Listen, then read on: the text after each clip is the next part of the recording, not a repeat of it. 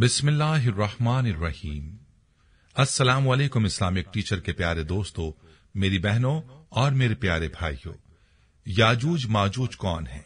क्या ये जिन या देव हैं या कोई जानवर या दुनिया की कोई ऐसी मखलूक जिसे दुनिया में किसी ने नहीं देखा? आज की वीडियो में आपको याजूज माजूज की हकीकत कुरान और हदीस की रोशनी में बताएंगे। प्यारे भाइयों, सवाल ये उठता है, आखिर ये बात शुरू कहां से हुई? कहा जाता है कि हुजूर पाक सल्लल्लाहु अलैहि वसल्लम के दौर में कुछ अरब एक यहूदी आलिम के पास गए और उससे मशवरा किया कि हुजूर सल्लल्लाहु अलैहि वसल्लम से ऐसा क्या पूछा जाए कि उनके नबी होने की हकीकत वाज़ेह हो जाए। मशवरा करने पर यहूदियों ने अरबों को 3 सवाल पूछने का कहा, जिनमें से एक सवाल ये था कि वो कौन सा शख्स है जो दुनिया के 3 कोनों तक गया। प्यारे भाइयों, इस सवाल के जवाब में याजूज माजूज का तफसीली जिक्र मौजूद है, इसलिए इसे कुरान और हदीस से इस बारे में तफसील से बताते हैं। यहूदियों के बताए हुए इस सवाल का तस्किरा कुरान में सूरह कहफ की आयत नंबर 83 में यूं आता है, ये आपसे दरियाफ्त करते हैं ऐ मोहम्मद जुल्करनैन के बारे में, आप कह दीजिए मैं तुम्हें उनकी कुछ खबर देता हूं। प्यारे भाइयों, इस आयत में जिस शख्सियत का जिक्र किया जा रहा है उसका नाम जुल्करनैन है, और यही वो शख्सियत है जिसका सवाल उस यहूदी ने किया था कि वो कौन सा मुसाफिर है जो दुनिया के 3 कोनों तक गया। कहते हैं कि जुल्करनैन दर हकीकत 580 कब्ल मसीह में पैदा होने वाले ईरानी बादशाह हैं। बताया जाता है कि जब जुल्करनैन की कब्र की खुदाई की गई तो वहां से एक मुजस्समा दरियाफ्त हुआ जिसमें नुमाया तौर पर ताज में 2 सींग लगे हुए थे। अगर उन 2 सींगों के दरमियान में कंधा किए गए नक्शों पर गौर करें तो ये वही 3 कोने हैं जहां जुल्करनैन गए और उनको फतह किया। एक हिस्सा अफगानिस्तान, बलूचिस्तान और ईरान का है, दूसरा हिस्सा आर्मीनिया, सीरिया और तुर्की का है, और तीसरा हिस्सा इराक का इलाका है। अब एक सवाल ये भी उठता है कि जुल्करनैन को आखिर यहूदी कैसे जानते हैं? तो याद रहे कि 500 कब्ल मसीह में बाबुल के बादशाह ने यरूशलेम पर हमला किया और फर्स्ट टेम्पल को तबाह कर दिया। वहां जितने भी यहूदी आबादी थी उन सबको गुलाम बनाकर वो बाबिल ले आया। यहां याद रहे कि बाबिल उस दौर की सबसे बासर रियासतों में से एक रियासत थी। प्यारे भाइयों, याद रहे जुल्करनैन ही वो बादशाह है जिसने याजूज माजूज को कैद किया और वो दीवार तामीर की जिसके पीछे याजूज माजूज आज भी मौजूद हैं। ये दीवार कहां दरियाफ्त हुई है, जानने के लिए आपसे इल्तमास है कि वीडियो को आखिर तक जरूर देखिएगा। प्यारे भाइयों, तारीख की किताबों के मुताले के बाद लोगों ने जुल्करनैन की शख्सियत और सद्द जुल्करनैन से मुताल्लिक मुख्तलिफ अंदाजे लगाए हैं। बहुत से कदीम उलमा और मुफक्किर सिकंदर आजम को ही जुल्करनैन मानते हैं, मगर बाज इसका इनकार करके ये दलील पेश करते हैं कि जुल्करनैन दरअसल हजरत सुलेमान अलैहिस्सलाम का खिताब था। जदीद जमाने को कुछ मुफस्सिर और मुफक्किर जुल्करनैन को कदीम ईरानी बादशाह सायरस आजम का दूसरा नाम करार देते हैं, जिसको कोरिश आजम के नाम से भी जाना जाता है, और ये निस्बतन ज्यादा करीन कयास है। बहरहाल अभी तक यकीन के साथ किसी शख्सियत को इसका मिज़दाक नहीं ठहराया जा सकता। अलबत्ता जुल्करनैन के बारे में कुरान ने सराहत की है कि वो ऐसा हुक्मरान था जिसको अल्लाह ने असबाब व वसाइल की फरावानी से नवाजा था। वो मशरकी और मगरबी ममालिक को फतह करता हुआ एक ऐसे पहाड़ी दर्रे पर पहुंचा जिसकी दूसरी तरफ याजूज माजूज थे।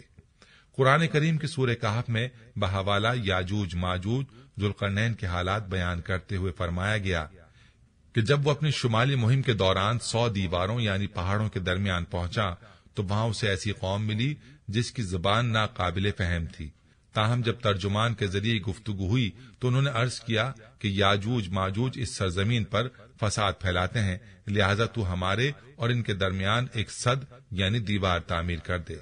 और कुरान पाक में मजीद इस बात का जिक्र मौजूद है कि किस तरह जुल्करनैन ने उस कौम को याजूज माजूज की अलगार से बचाने के लिए दीवार बनाई।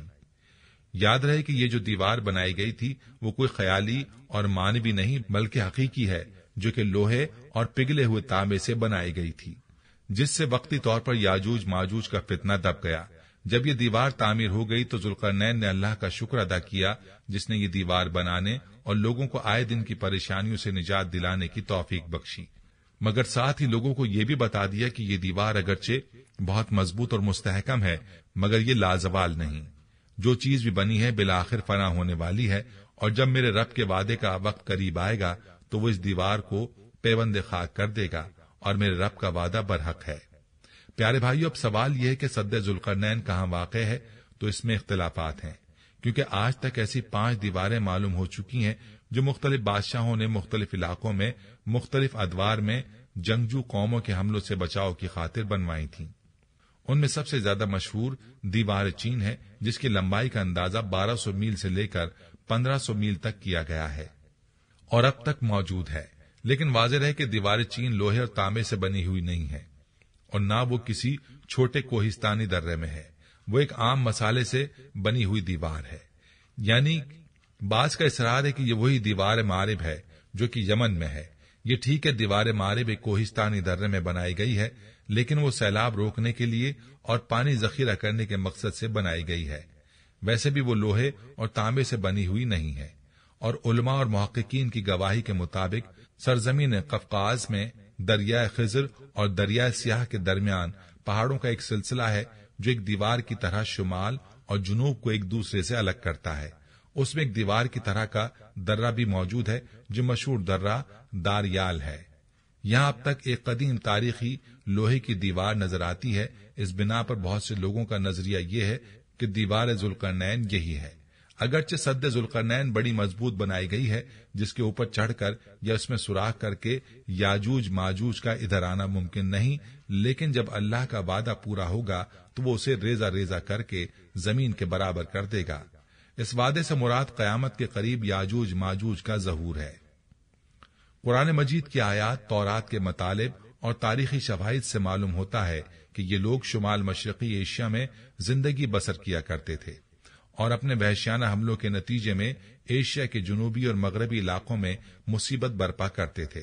بعض تاریخ دانوں نے ان کے رہائشی علاقوں کو ماسکو اور توبل سیک کے آس پاس بتلایا ہے، اور بعض کا خیال ہے کہ یاجوج ماجوج کے شہر تبت اور چین سے بحر منجمد شمالی تک اور مغرب میں ترکستان تک پھیلے ہوئے تھے۔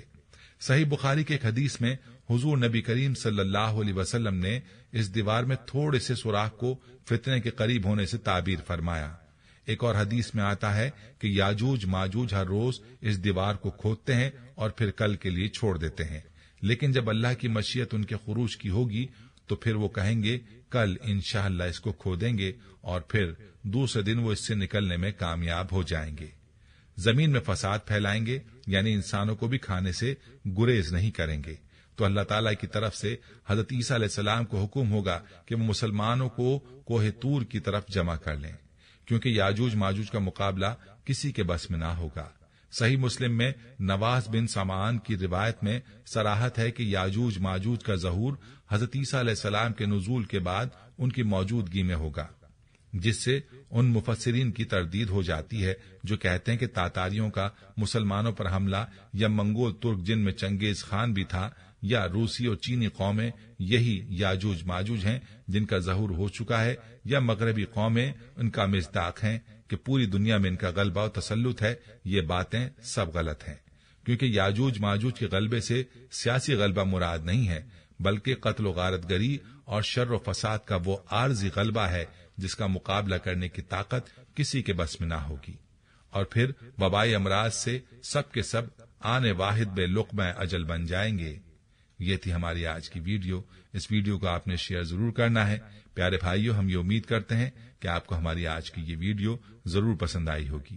اگر آپ کو ہماری آج کی یہ ویڈیو پسند آئی ہے تو آپ سے گزارش کرتے ہیں کہ آپ ہمارے چینل اسلامک ٹیچر کو ضرور سبسکرائب کر لیں اور ساتھ ہی لگے بیل کے بٹن کو بھی پریس کر لیں، تاکہ آپ کے پاس ہماری آنے والی مزید معلوماتی ویڈیوز کا نوٹیفیکیشن بر وقت ملتا رہے۔ سبسکرائب کے ساتھ ساتھ ہماری ویڈیوز کو لائک بھی کریں اور اپنی قیمتی رائے کا اظہار کمنٹس میں ضرور کریں۔ کمنٹس میں آپ اپنے سوالات بھی ہم تک پہنچا سکتے ہیں۔ اللہ تعالیٰ آپ کو اپنے حفظ و امان میں رکھے، آمین۔